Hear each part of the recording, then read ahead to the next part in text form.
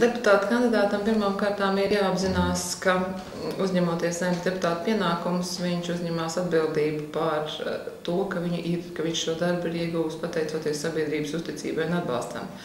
Ka kāda daļa cilvēku, daļa Latvijas sabiedrības būs noticējusi, ka šis cilvēks ir spējīgs nolikt malā savas sīkās, mazās, satīgās interesītes un strādāt tomēr sabiedrības labā. Cilvēkam ir jābūt ar zināmu profesionālo pieredzi, viņam ir jābūt pietiekami drosmīgam, teikt savu viedokli, mācīt viņu aizstāvēt.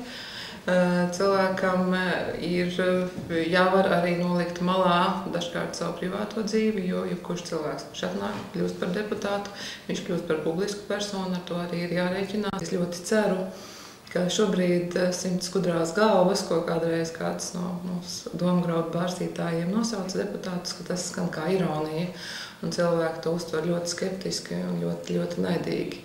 Bet demokrātiskā valstī sabiedrība ievēl savus priekšstāvjus, un šiem priekšstāvjiem tātad ir jāapzinās, ka viņi ir atbildīgi šiem cilvēkiem. Un es ļoti gribētu, lai nākamajā Saeimā būtu 100 gudri deputāti, jo 100 gudri cilvēki spējas atrast gan kompromisus, gan vienoties un pieņemt tos lēmumus, kas pirmām kārtām ir nevis šauras interešu grupas labā, bet sabiedrības labā. Kandidāti, kas startēs jūsu sarakstā, tad atbildīs visām šīm lietām, ko jūs nosaucāt, kādam būtu jābūt labam kandidātam? Katrā ziņā šo lēmumu pieņems jaunā laika valde un pēc tam jaunā laika dome. Un katrā ziņā šie ir tie kritēriji, jo mums šobrīd šis konkurss nosacītais uz deputātu kandidātu vietām ir pietiekami liels.